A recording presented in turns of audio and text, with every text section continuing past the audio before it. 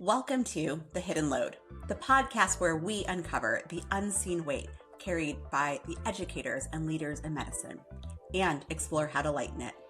I am Dr. Santina Wheat. I am a family physician, an educator, a leader, and a coach. Each week, we will dig into the challenges that often go unspoken, from burnout and boundaries to purpose and identity to figuring out sustainability, and share practical tools to help you move from chaos to calm and from burnout to balance. Because the hidden load does not have to be yours to carry alone, and in fact, shouldn't be.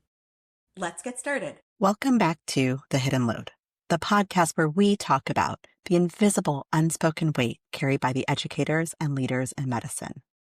The cognitive load, the emotional labor, the responsibility that doesn't show up on a schedule, but shapes everything that we do. This is episode 20, why you snap at the people you love after work and why it's not your fault. I am your host, Dr. Santina Wheat. I am a family physician, an educator, and a career and life coach. And today I want to start with something that my daughter said to me. Recently we're taking a walk and she said, "You are way less annoying than you used to be." And I want to be clear, this wasn't the first time that she mentioned this. And the first time that she said it, I honestly thought that it was about her. She gave me a vague timeline, and based on that timeline, I thought it reflected something that she had been going through, a developmental phase, which was a season of some big feelings that she had gotten through. And I remember thinking, okay, this is about where she is emotionally, and that's okay, this will pass. But when we talked about it this time, it was different. This time, she was really specific, and she gave me a time period and linked it with specific things. So I knew we were now talking about a time that was different than I originally thought, and I knew when she meant. And my daughter wasn't fake, and she wasn't emotional about it. She was just matter of fact, as she often is. And I suddenly realized something that was uncomfortable to sit with. It wasn't actually about her. This was about me. And when that landed, I didn't just feel one thing. I felt so many things. I felt sadness about who I had been. I felt grief. I honestly felt a quiet kind of shame. And I felt responsibility. Not responsibility in a self-blaming way. Well, maybe originally it was a self-blaming way, but responsibility in a truth-telling way. Because what she was naming, it wasn't how much I loved her. It wasn't how much I was available for her, but it was actually my presence and my capacity. And even though this moment happened with my child, what I want to talk about today applies even more broadly than with our children. Because this doesn't just happen with kids. It happens with our partners. It happens with friends. It happens with the people that we feel the safest with, the people that we love the most. So why are we sometimes like this at home? Well, if you have ever snapped at someone that you love after work, if you have ever felt irritable or short-tempered or emotionally unavailable at the end of the day, then you were having this feeling. If you ever thought, why do the people closest to me get the worst version of me? How many of us have said that to ourselves? But I want you to pause right there, because this episode is not going to tell you to be calmer. It's not about teaching you better coping skills, and it's certainly not asking you to try harder, because we all try so hard every day. Instead, this episode is about understanding what is actually happening to you in your body after a full day of medicine. And I want to say this clearly before we go any further. Snapping at your loved ones after work, it is not a moral failure. It's also not a sign that you are ungrateful or you don't love them or care about them. It is not a sign that you are emotionally immature. And it is not proof that you are bad at relationships. Instead, it is often a sign that you have been trying to hold it together for far too long. So, what are we all doing all day that no one sees? Well, most physicians and others in healthcare spend their workdays doing things that don't show up on a task list. You are regulating other people's emotions. You are absorbing fear and grief and anger and urgency. You are making decisions every day with real life or death consequences. And throughout all of this, you are suppressing your own reactions so that you can remain quote unquote professional. You are managing your tone, your face, your body language. You're often ignoring your own body's cues like hunger and fatigue. You are ignoring the urge to step away because we are trained that we have to deal with these difficult situations. And all of that requires energy in our nervous system. So when you've been doing that all day or all night, by the time you get home or log off or switch and stop being on, then your system is not just empty because you didn't manage it well. It is empty because it was used up all day long. And often there really just isn't a whole lot left. So let's talk about what's happening with our nervous system, the key part, because this is the piece that changes the story. Many physicians live in what I think of as a contained survival mode. I know I certainly did. You're not falling apart at work. You're functioning. I even remember going so far as to tell someone when my mom died, I'll just get through the funeral. I'll just get through those bereavement days, and then I'll be okay. Not because I was really going to be okay, but because I had been trained so often to learn to pull it together that I just assumed that that was what was going to happen. But functioning, it is not the same thing as being regulated. Instead, contained survival mode looks like this. It looks like high vigilance. It looks like emotional suppression. It looks like cognitive overdrive and very little recovery between stressors. Your body is constantly braced but controlled without ever relaxing in the midst of those hard days. But then you leave work and you sort of turn off, and your nervous system finally senses something important. It realizes, I don't have to hold on to this anymore. And when that happens, what comes out first? Generally, the first thing that comes out is not calm. Instead, what often comes out first is irritability and sharpness and snapping and even withdrawal. This is not because you are unsafe with your loved ones. Instead, it's the reverse. It's because they are where you do feel safe, where your body feels safe enough to release. And unfortunately for some of us, that release does not look pretty. But that release is deeply human. You didn't fall apart earlier because you couldn't fall apart. You told your body that you couldn't. You can fall apart later because finally you know that you can. So unfortunately, our loved ones feel this so clearly. The people who are closest to us experience us through our state, not through our intentions. And so they're feeling that I just mentioned of the snapping or the irritability or the withdrawal. They are not feeling how much we actually care.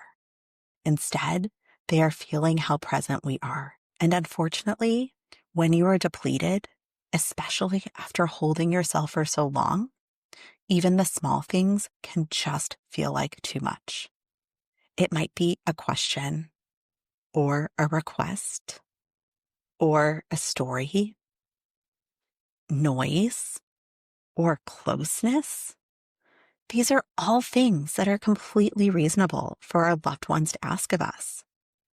And suddenly it feels like too much. Your response feels just disproportionate. Your response is you snap, or you shut down, or you pull away. And then there comes the internal spiral, where then you're criticizing what happened. Why did I react like that? What is wrong with me? Why can't I just be nicer? Why can't I enjoy this time with my loved ones? But rather than asking those questions, which are full of blame and shame for yourself, they're better questions. Instead, you can ask yourself, what has my nervous system been carrying all day? Because most of the time, your reaction isn't about that moment. It is about everything that you didn't process earlier. And so what can you do to help you process that so that you don't find yourself in that reaction mode? So let's return to my daughter's words with clarity. When she said that, when my daughter said, "You're less annoying now," I took it as, "I like you better now." And this time, I didn't explain it away. I didn't argue with it. And I certainly didn't minimize it. I listened, especially when she shared it with more specifics. And what I realized was this. She wasn't saying that I'm a better person now. She was saying that I am more accessible now. I'm less braced. I'm less reactive. I'm more spacious. I don't withdraw quite as much. And that realization didn't crush me. But it did matter. Because instead of using that moment as evidence that I had failed in the past, I chose to use it as information. Not as I wasn't good enough, but as I've actually improved. My capacity was different then, and that really matters. Because that shift from shame to information, well, it's everything. I can take it as evidence that the things I have been working on have helped me grow. They've helped me not only show up better for myself, but they've helped me show up better for the people who are around me in a real, tangible way. So this is a podcast for leaders and educators. And so why does this matter for all of us? So I want to zoom out a bit and talk about that. Because clearly, this is not just about home. If you are a leader, if you are an educator, if you supervise or mentor others, then you are constantly receiving information about how people are functioning. The same signs I mentioned before: irritability, withdrawal, defensiveness, missed deadlines, emotional sharpness. With your supervisor hat on, too often we interpret these as attitude problems or professionalism problems. But when you approach leadership with a trauma-informed lens, it allows you to ask a different question. What is this behavior actually telling us about load and capacity? In those moments, how can we approach it with curiosity instead of judgment? This moment and conversation with my daughter reminded me how powerful it is to pause instead of defend. How important it is to reflect instead of react. And this is something that we can teach our teams. We can say, let's treat this as information, and let us get curious instead of getting critical. Because what might this response be protecting? Now, don't get me wrong. This does not mean that I think that we should be lowering standards. Instead, it means that we should be creating conditions where people can actually meet them. And we can identify the true problem that is getting in their way. Because we know that regulated people lead better. They also communicate better. They perform better. And they live better. And when leaders are able to model this way of listening, not just at work, but in everyday life, it's able to ripple outward. It ripples outward into our families, into our teams, and then hopefully helps us shift the culture of medicine. So let's talk about practical shifts, not looking for perfection here, that might actually help. So first, make sure that you have a transition. It is nearly impossible to go directly from a braced medical intensity to emotional presence without an opportunity to have a bridge or a reset. Even 5 minutes of this could matter. Maybe it's in your car. Maybe it's music to dance out the day. Maybe it's you journaling or going for a walk. It will look different for every one of us. The second step is to name the state, not the story. Saying out loud, even if just to yourself, I am overloaded right now, allows you to create safety. And even better, if you can say it to your loved ones so they know what's going on, then you're sharing your life with them. The third step is to prioritize repair, not perfection. It's important to know that you're not going to do this perfectly. Repair is what allows us to build trust in our relationships and in our leadership. And when you can talk about it, it allows for us to move forward. And finally, if you find yourself snapping frequently, the answer is absolutely not more self-control. We understand self-control in medicine.